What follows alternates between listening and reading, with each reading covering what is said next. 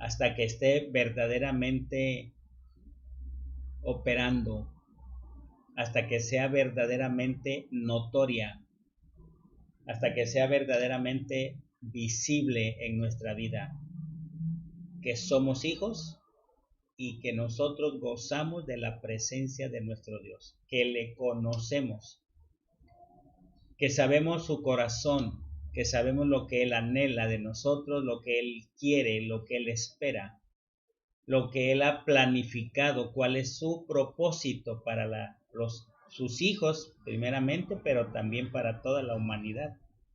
Un día nosotros fuimos parte de esta humanidad, hoy somos parte de la iglesia, hoy somos parte del cuerpo de Cristo, hoy estamos en una posición maravillosa de privilegio, pero no realmente porque seamos tan buenos o tan malos, sino porque al Señor le ha placido ponernos en esta posición y por cuanto también hemos respondido correctamente y adecuadamente a su llamado. Esto es muy importante, mis amados.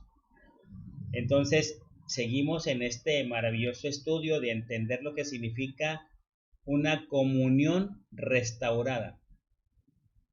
No solamente una información o no solamente conocer un poco de la letra de las Sagradas Escrituras o no solamente saber unos versículos que dicen o que no dicen, sino que verdaderamente entendamos lo que significa gozar,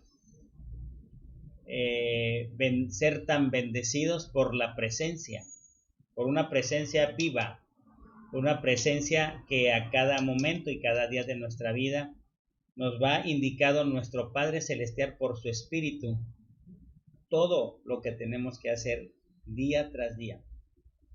Cómo debemos de hablar, comportarnos, la actitud correcta, la conducta de nuestra vida, el estilo de vivir, el lenguaje de nuestra boca, o sea, todo eso es una restauración que integra todas las áreas de nuestra vida y que ninguna de ellas debe de estar fuera de esta restauración o fuera de esta presencia o fuera de este regir o fuera de este gobernar de nuestro Dios a nuestra vida.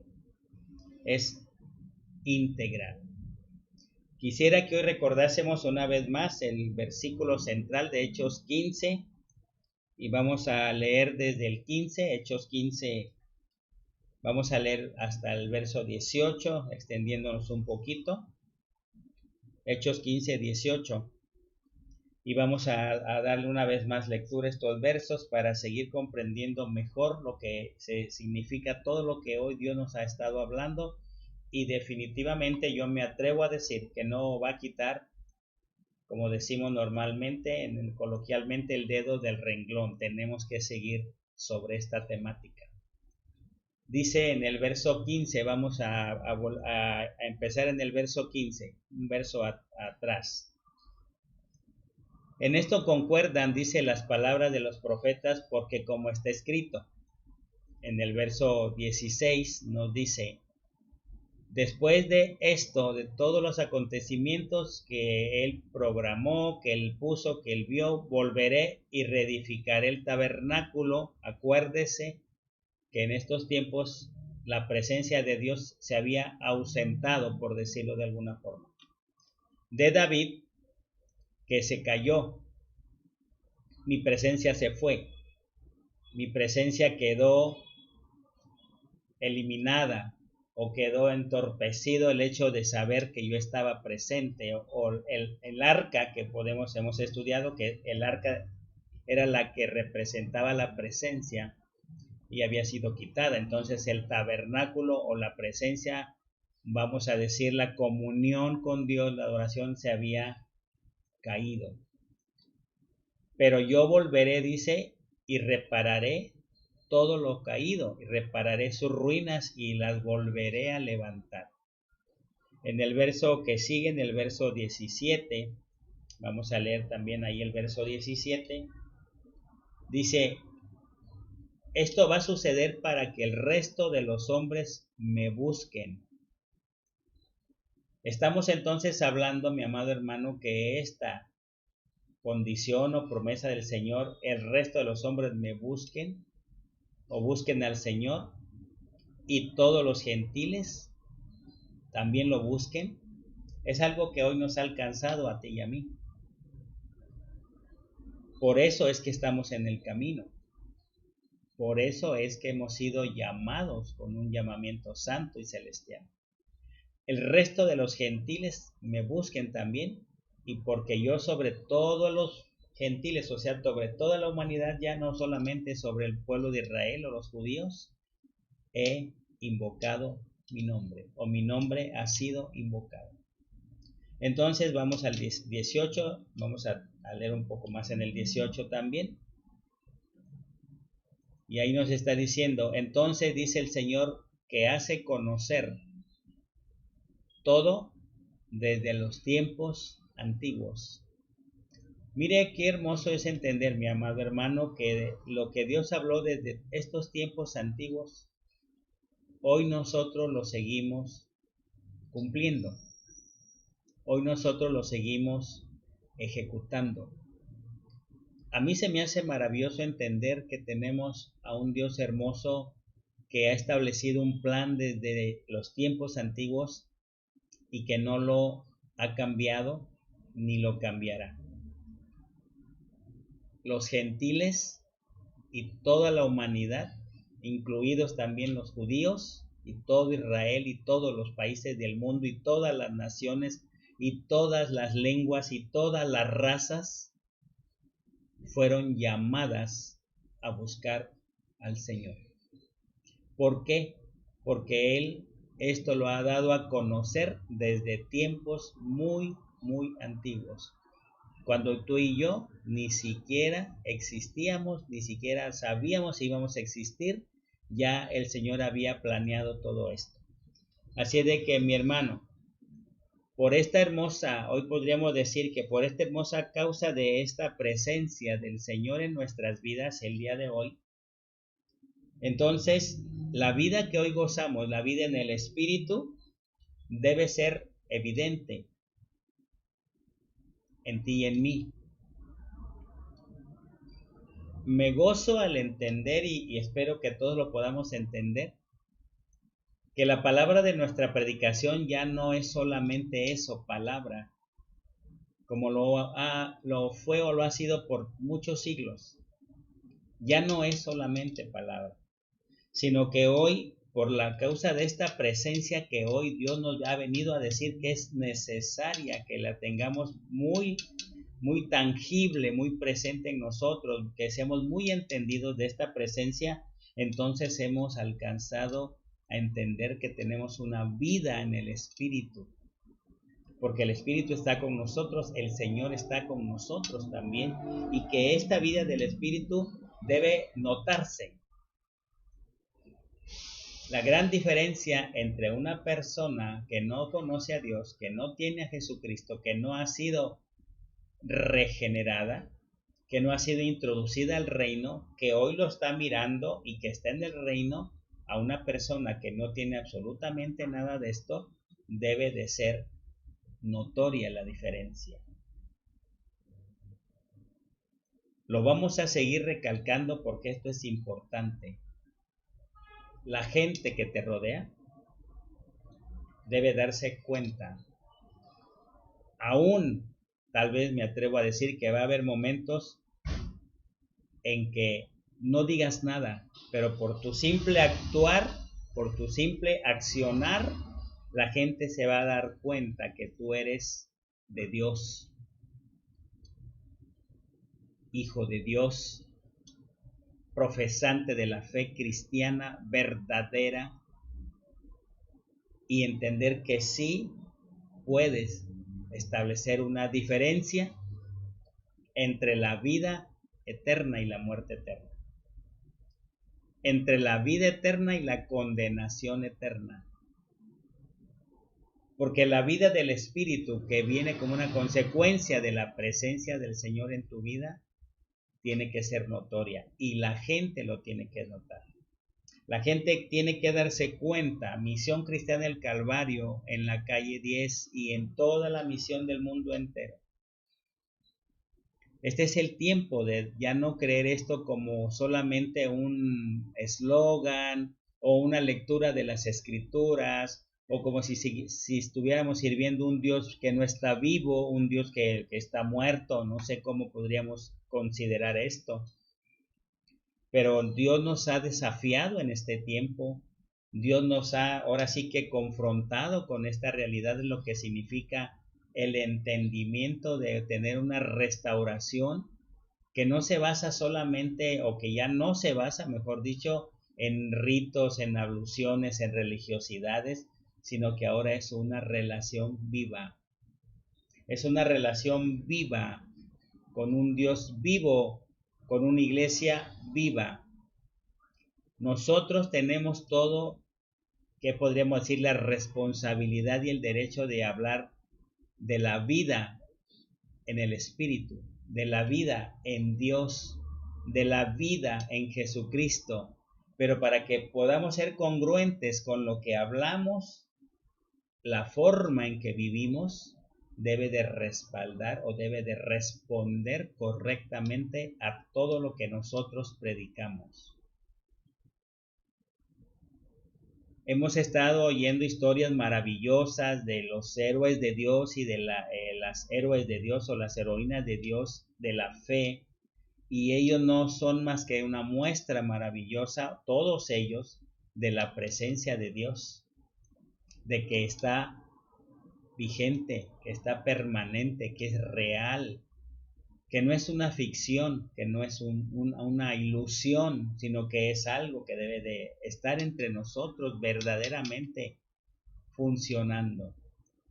Entonces no pensemos, mi hermano, que solo se trata de una ficción, pues, o de aprender algo de memoria según las escrituras, y que una vez que nos sabemos unas porciones ya podemos estar diciendo que estamos salvados o que ya tenemos lo suficiente. No es así, hermano.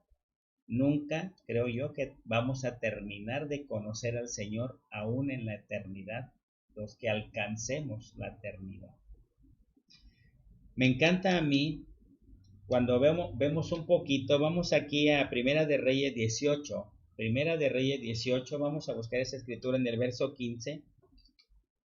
Primera de Reyes 18, 15.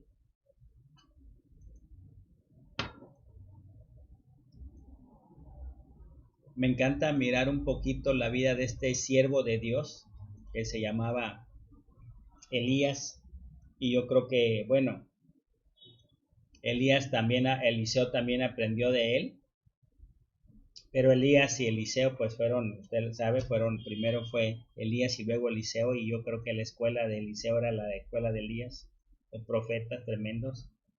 Y me encanta que Elías dice aquí en Reyes 18:15, Primera de Reyes: vive el Señor de los ejércitos en cuya presencia estoy, que hoy yo me mostraré a él. En cuya presencia estoy. Si se da cuenta, el tabernáculo de Elías estaba de pie, no estaba caído, porque él perfectamente entendía y podía declararlo con esta convicción: vive mi Creador, o vive el Señor de los ejércitos en cuya presencia estoy. Yo creo que él no se preguntaba si podía estar en la presencia, o si era presencia de mañana, de noche, o a qué horas estaba. Él simplemente con esa convicción declaraba: en cuya presencia estoy. Lo maravilloso sería hoy preguntarnos, tú y yo, mi amado hermano, ¿estamos en la presencia de Dios nosotros? Tú y yo podríamos decir: en cuya presencia estoy. Vive el Señor de los ejércitos en cuya presencia estoy, que hoy haré tal o cual cosa, que hoy mostraré, que hoy me mostraré, que hoy obedeceré, porque estoy en su presencia, porque entiendo esta vivencia, porque entiendo que me es necesario estar en su presencia, porque entiendo que la comunión con mi Padre, con mi Señor y Dios Creador es necesaria, la anhelo, Es muy importante, mi hermano, que nos preguntemos nosotros. A mí por eso le digo, me encantan estas expresiones de estos profetas, porque decía, en cuya presencia estoy, vive mi Señor. Ciertísimamente vive el Señor, mi Creador de los ejércitos, en cuya presencia estoy. Entendamos entonces, mi hermano, que la presencia del Señor está restaurada desde hace 2000 años en la persona de nuestro Señor Jesucristo. Esta presencia que hoy estamos, no sé si decir aprendiendo o decir más bien confirmando o entendiendo a toda cabalidad, no es verdaderamente la presencia que apenas en este siglo, en este tiempo, desde nuestro Señor Jesucristo, Él empezó a mirar un tabernáculo restaurado, porque nuestro Señor Jesucristo vivía en la presencia del Señor, del Padre Celestial. Acuérdese que Él se apartaba de sus discípulos a orar, a buscar la presencia, mejor dicho, a platicar ya con el Padre, a hablar con el Padre. ¿Por qué? Porque Él vivía en la presencia del Padre. Entonces, la presencia del Señor vino a nuestra vida desde hace ya estas generaciones nuevas de este siglo XXI, desde hace 2000 años está restaurada ya. No es algo que verdaderamente hoy se está haciendo ni se está logrando, ya tiene muchísimos años. Lo que hoy nosotros debemos aprender o entender es que es algo vital para nuestra vida. Una restauración de la comunión, de la presencia, de la convicción de que somos de Dios, de que Él está en nosotros, con nosotros, por nosotros. Es algo que debe de estar funcionando perfectamente en nuestra vida. Vive mi Creador maravilloso, en cuya presencia estoy. No es algo realmente nuevo. Y yo miro la vida de nuestro Señor Jesucristo viviendo en la presencia del Padre, anhelando cada día su compañía, si podemos decirle así, su plática, si podemos llamarle así, su presencia del Padre, buscando la dirección del Padre, escuchando lo que tenía que hacer, para saber lo que tenía que hacer sin equivocarse. Acuérdese, yo no hago nada sin que el Padre me indique lo que tengo que hacer. No puedo como hijo hacer nada por mí mismo. Lo que oigo hacer al Padre, eso hago, eso hablo. Lo que veo hacer al Padre, eso hago. No puede el hijo hacer nada por sí mismo. Si lo hiciera, pues se saldría en automático de la presencia, se saldría en automático del diseño, del regir, del gobernar de Dios. Por eso es tan importante, mis amados hermanos, aprender esto hoy por hoy, y que podamos decir, vive mi eterno Padre, mi eterno Creador, en cuya presencia estoy, que hoy estoy dispuesto a agradarlo, a obedecerlo, a traer contentamiento a su corazón, a traer complacencia a su corazón a través de una vida consagrada, a través de una vida que le demuestra que le está dispuesta a servirle en una total y absoluta obediencia, con un estilo de vida acorde al reino de Dios.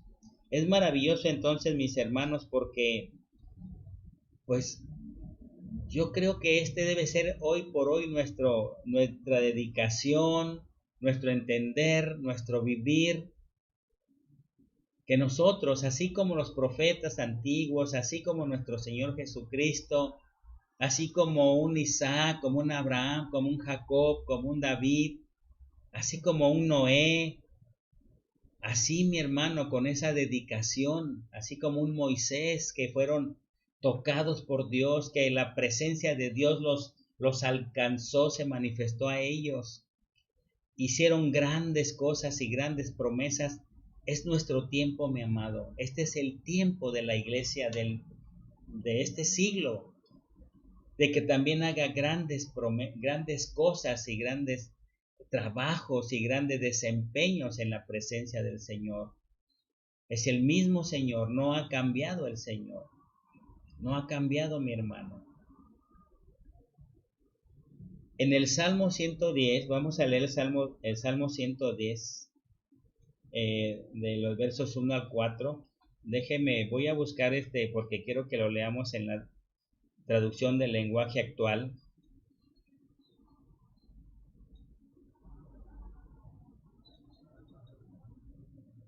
Encontramos que el rey David había sido levantado, había sido encontrado por Dios, había sido predestinado, igual que tú y yo, había sido ya habilitado para estar en la presencia, para conocerlo desde su edad muy temprana, para adorar a su Señor y Creador. Y aquí en este Salmo 110 está el rey David y está haciéndonos entender ciertas promesas que él cumplió y que el día de hoy deben ser para nosotros, porque aquí en el Salmo 110, en el verso 1, en la traducción del lenguaje actual, dice: mi Dios le dijo a mi Señor el Rey, siéntate a la derecha de mi trono, hasta que yo derrote a tus enemigos. Y dice el 2, y que Dios te permita derrotar a tus enemigos y extienda desde Jerusalén el poder de tu reinado. Dice el 3, que tus soldados te juren lealtad sobre los cerros de Dios. Y en el verso 4, en el día de la batalla, cuando salga el sol, se renovarán tus fuerzas. Y dice el 4, Dios ha hecho un juramento y lo cumplirá. ¿Cuántos siglos han pasado de esta promesa, mi hermano, que Dios le hizo aquí al rey? ¿Se la cumplió? Sí, se la cumplió. ¿Cuántos siglos han pasado o cuántos años de nuestro Señor Jesucristo para acá, donde nos dice: yo te hago más que vencedor? Tú podrás hacer todas las cosas en mi Hijo Jesucristo, porque Él te fortalecerá. Mi pregunta sería ahorita, ¿las ha cumplido? ¿Están cumplidas ya? Definitivamente sí. Yo me atrevo a decir que definitivamente están cumplidas. Tú y yo es lo que hoy debemos entender. Que Dios cumple sus promesas. Que Dios nos hizo completos en Jesucristo. Que no nos hace falta nada para poder realizar el trabajo, para poder seguir haciendo las cosas perfectas y maravillosas como Dios lo planeó desde antes de la fundación del mundo. Que nuestro Dios Todopoderoso sigue siendo el mismo de ayer, de hoy y por los siglos. Que no ha cambiado sus promesas. Que es un Dios que cabalmente cumple todo lo que promete con quienes están adecuadamente sujetos a su gobierno. Porque finalmente, mi hermano, este es el verdadero problema que ha presentado todo creyente o todo hijo de Dios que verdaderamente no mira de repente lo que Dios le ha prometido. Pero ¿por qué? Tenemos que hacer una retrospectiva de nuestra vida, de nuestra conducta, de nuestro desempeño. Y yo firmemente creo que cuando nos observamos a nosotros mismos, podríamos darnos cuenta si algo no hemos podido lograr o hacer, por qué nos ha salido de esta forma o por qué no lo hemos podido lograr. Porque Dios no se equivoca, porque Dios no miente, porque sus promesas son sí y amén. para su gloria y para su honra y alabanza. Entonces, entendamos, mis amados hermanos, que el Señor no se equivoca, el Señor verdaderamente nos ha dado siempre todas las cosas maravillosas que nosotros debemos de saber y entender para poder ser exactamente como Él determinó que fuésemos. Su imagen, su semejanza, su gloria, para gloria mía los he formado y los hice. Son mis hijos, son mi pueblo, son mis ovejas, están en mi prado. Dios reclama lo que es suyo y nosotros debemos de trabajar y actuar conforme a estas convicciones. No conforme a ideas extrañas, hermano. No conforme a filosofías huecas y humanas. No conforme a los hombres que están alejados de Dios y que no buscan a Dios y que no aman a Dios, se inventan perdóneme la expresión, cada tontería con respecto a Dios.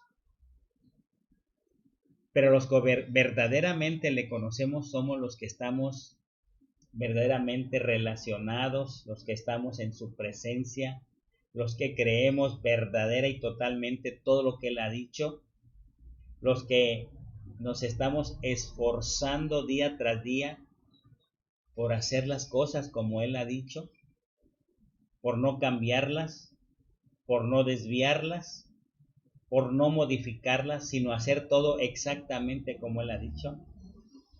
Me recuerda el Señor su expresión en Éxodo 20 cuando le dice al pueblo de Israel, cuando le está dando sus primeros 10 mandamientos, le dice, porque yo soy Dios fuerte y celoso. O sea, ahí nos estaba, como quien dice, advirtiendo, no me desobedezcan, no se pongan en contra de mí, no me resistan,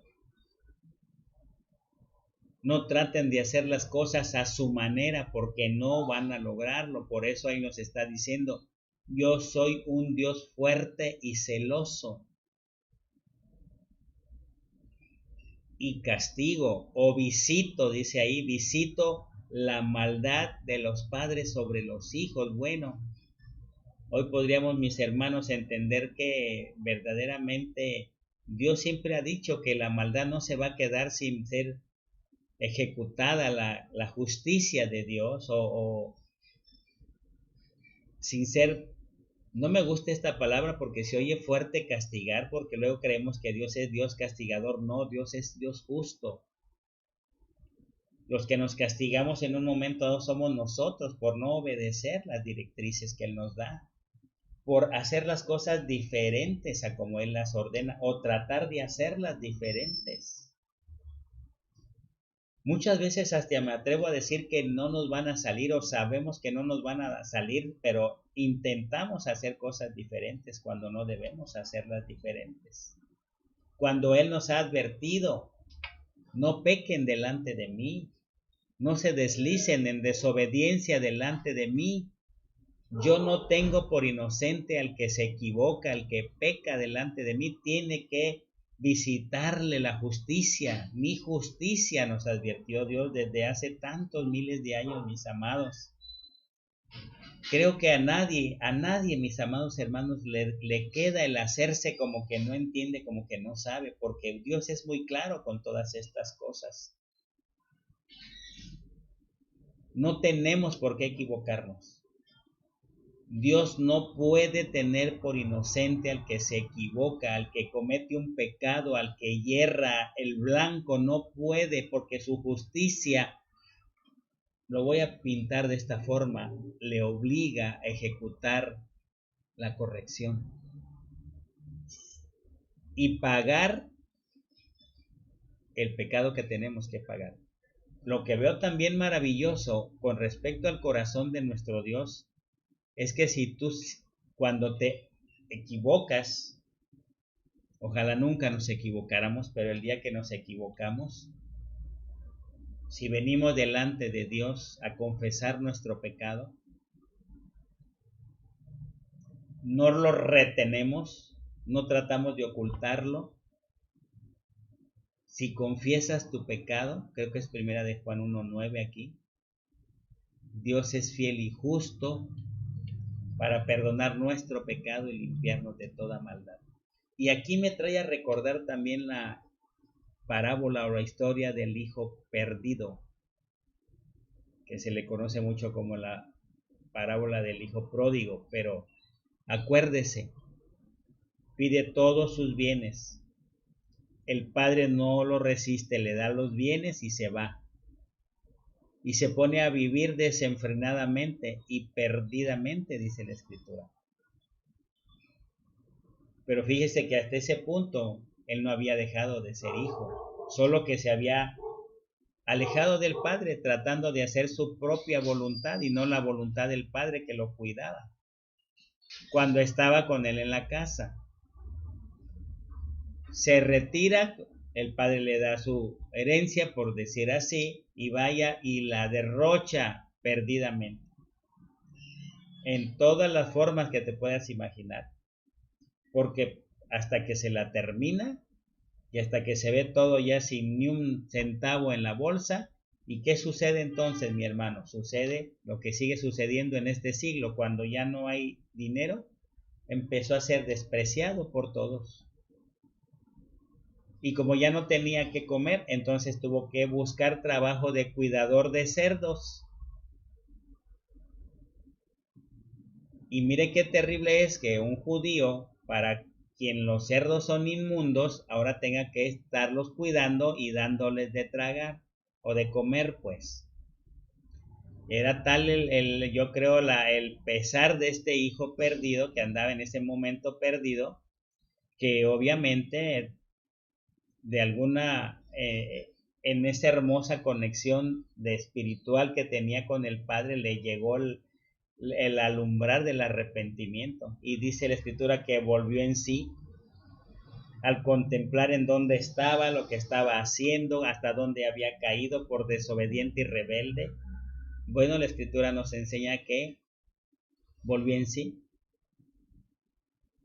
Yo creo que al volver en sí le pidió perdón al Padre de ese instante, dejó todo lo que estaba haciendo y agarró el camino para regresar al Padre. Lo maravilloso de esta parábola es que cuando el Padre, esperándolo, yo creo, salía si no todos los días, siempre que podía, a ver si él ya venía por el camino, yo creo que el Padre intuía que iba a regresar el hijo perdido. Y este venía pensando, voy a regresar a la casa de mi padre, le pediré perdón, le diré que, pues bueno, le estoy parafraseando, que lamento mucho todo lo que hice y la mala decisión que tomé, pues que ahora haga conmigo lo que quiera, aunque sea que me haga el más pequeño de sus criados. Él se venía haciendo muchas cruces, pensando todo lo que le iba a decir al Padre. Y verdaderamente, mis hermanos, lo que quiero decirte en este punto es que procures no equivocarte, que hagas las cosas rectas y correctas delante de Dios. Pero si te llegas a equivocar, tienes que hacer también lo correcto, volver en ti, regresar al Padre Celestial, arrepentirte y pedirle perdón por tus errores, aunque realmente ahí nos muestra que el Padre sigue recibiéndote en tanto que tú vengas con un corazón contrito y humillado a su presencia. No te desecha, pues. Esa historia es maravillosa porque nos muestra el corazón de un Dios hermoso y maravilloso que mientras tú no reniegues de su nombre, Él no te desecha. Puedes equivocarte, puedes cometer errores, pero estás siempre a tiempo de regresar. Siempre a tiempo de restaurar tu tabernáculo que se cae porque pierdes comunión, porque pierdes presencia, porque pierdes todo.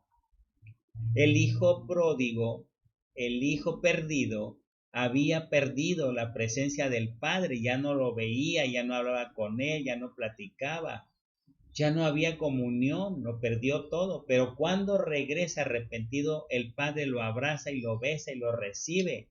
Y nunca le reprochó y le dijo, tú ya no te pares en este lugar porque tú ya no eres mi hijo, porque tú ya te fuiste, te di tu herencia, no se te olvide, tú ya no vales nada. O sea, no pasó nada de eso.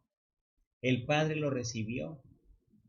Por eso, mis amados hermanos, tenemos que aprender nosotros que tenemos una vida consagrada, una presencia consagrada, debemos tenerla.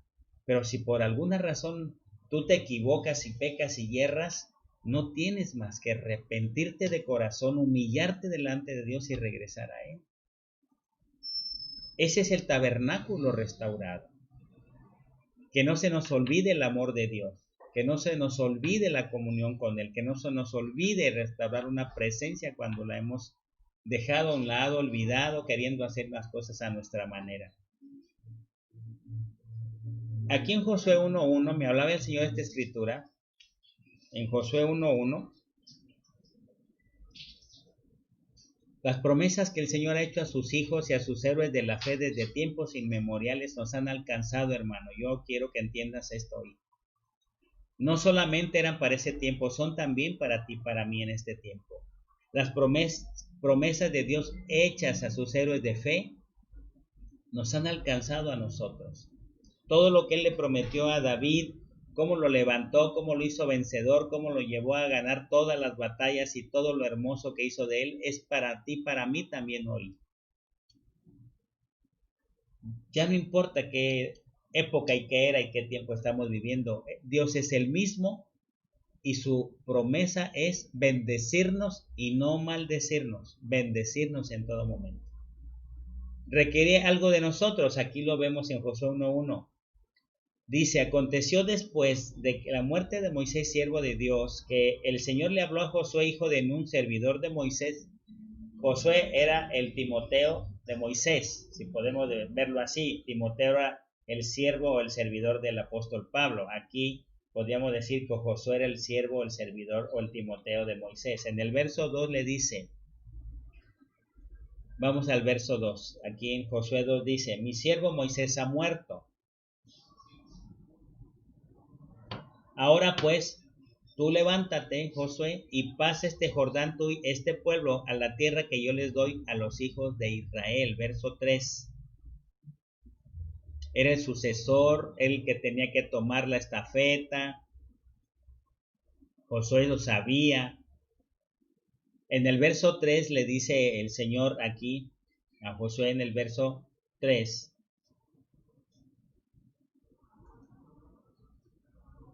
Yo les he entregado como lo había prometido a Moisés. Fíjese bien, todo lo que Dios promete lo cumple, hermano. Yo ya les he entregado como lo había prometido y dicho a Moisés, todo el lugar que pisa la planta de sus pies. ¿Sabe por qué el día de hoy podemos decir, Señor, tomamos posesión de este lugar? Porque es para tu gloria, es para servirte, es para ti, es para glorificarte. Y podemos tomar esa posesión, aquí lo está diciendo. En el verso que sigue 4, vamos a estar leyendo hasta el 9. En el 4 dice, desde el desierto y el Líbano hasta el gran río Éufrates, toda la tierra de los Eteos hasta el gran mar donde se pone el sol, será tu territorio. Verso 5. Vamos a leer el verso 5, porque hay algo interesante que a mí siempre me ha llamado la atención. Aquí dice, promesa de Dios, nadie te podrá hacer frente. En todos los días de tu vida, como estuve con Moisés, estaré contigo. No te dejaré, no te desampararé. Esta promesa está para nosotros también, hermanos. Es una promesa de Dios a sus hijos, a sus servidores, a sus siervos. Verso 6. No te dejaré, no te desampararé. Todo el tiempo que estuve con mi siervo Moisés estaré contigo. Tú eres el que sigue. Eso es lo que Dios dice aquí. Nosotros, hermano, estamos continuando en trabajo de estos hombres. Verso 6.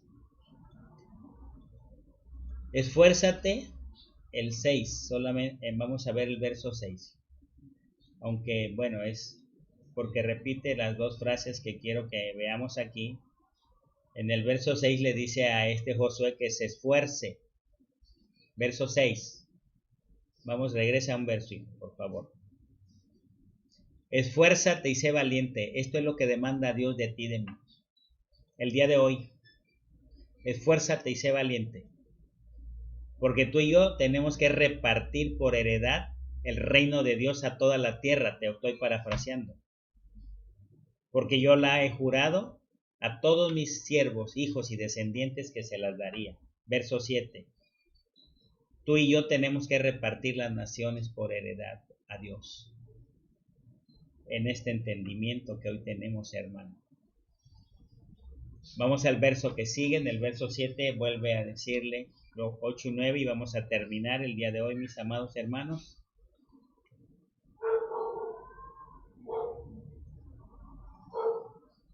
Solamente esfuérzate y sé muy valiente para cuidar de hacer. Fíjese aquí está una exigencia de Dios. Una exigencia del Padre, una condición del Padre, si lo podemos entender así. Esfuérzate y sé valiente para hacer conforme a toda la ley que mi siervo Moisés te mandó. No te apartes de los mandamientos ni a la diestra ni a la siniestra para que seas prosperado en todas las cosas que emprendas. Verso que sigue, por favor, hermano. No te apartes, que nunca se aparte de tu boca en ese momento. Bueno, hoy también tenemos el libro de la ley, que es las Sagradas Escrituras. Medita en ello de día y de noche, medita en mi palabra para que la comprendas, la aprendas, para que la guardes y la hagas conforme a todo lo que esté escrito hoy en tu corazón por mi palabra, porque entonces cuando obedezcas de esta manera harás prosperar tu camino y todo te saldrá bien. Cuando obedezcas, cuando cumplas, cuando te esfuerces y seas valiente y hagas conforme a todo lo que yo he dicho, todo te saldrá bien. Verso 9. Cuando nosotros, mi hermano, tenemos una restauración del tabernáculo, todo lo hacemos bien. Y nos debe de venir una bendición profusa a toda nuestra vida. Y solo lo que la va a interrumpir va a ser la prueba de Dios para que nosotros seamos calificados. Pero la promesa de Dios es: esfuérzate y sé valiente. Guarda mis palabras, ponlas por obra.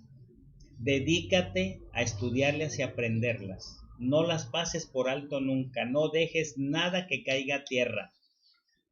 Te mando que te esfuerces, es un mandato. Sé valiente, no temas, no desmayes. Yo, tu Dios, estaré contigo a donde quiera que tú te encuentres y a donde quiera que tú vayas. Esta promesa nos ha alcanzado, hermano. Esta promesa no fue solamente para estos hombres de Dios, estos héroes de fe. Esta promesa es para ti, para mí. Hoy el Señor nos sigue diciendo: estoy contigo.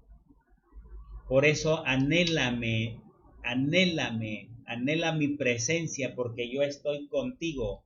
Sigo vigente, sigo siendo un Dios vivo, no un Dios muerto, un Dios vivo, que sigue en control de todas las cosas, que sigue en control de todo el universo, que sigue en control del mundo, que sigue en control de las naciones. Todo es mío. Yo los he creado, la tierra es mi creación, tú eres mi creación. Yo rijo todas las cosas, por eso te mando a ti, en cuya presencia anhelo estar cada día, y porque yo te voy a fortalecer, y porque yo te hago valiente, y porque yo te hago esforzado, para que obedezcas, para que guardes todo lo que te he mandado, para que lo hagas al pie de la letra, para que no te equivoques, para que no te desvíes, y entonces estaré contigo. Nadie te hará frente, nadie podrá dañarte, nadie puede hacer lo que yo no he determinado hacer contigo. A veces, hermano, tenemos problemas porque nos desviamos, porque permitimos que la búsqueda de Dios se nos enfríe, porque escuchamos voces extrañas y espíritus inmundos que nos aconsejan cosas contrarias a lo que Dios nos ha ordenado nuestro Padre. Desobedecemos, hacemos cosas que no convienen, que no debemos hacer como hijos, como naturaleza de Dios, y tenemos consecuencias. Amén, mis amados. Amén, mis amados. Así es. Verdaderamente yo me atrevo a decir, el día de hoy te digo, no necesitamos ser tan inteligentes, aunque realmente lo somos y más a hoy que tenemos la mente de Cristo, pero para entender todo lo que Dios es y hace, creo que no se necesita tanta inteligencia. Se necesita un corazón contrito y humillado para obedecer. Nada más. Con esto quédate, mi amado, hoy. A donde quiera que vayas, cuando estás haciendo lo que Dios manda y tu tabernáculo está puesto de pie en una adoración y presencia permanente, serás guardado, bendecido, prosperado, no desmayarás, te verás esforzado y valiente y harás todo lo que Dios mande. Amén, mi amado hermano. Vamos a dejar el día de hoy aquí esto. Te bendigo de corazón.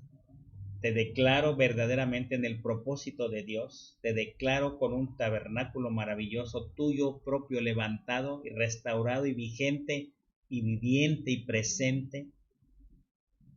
Busca el reino de Dios, su justicia y su presencia, y todas las cosas que tú quieres, si Dios así lo permite, te serán añadidas.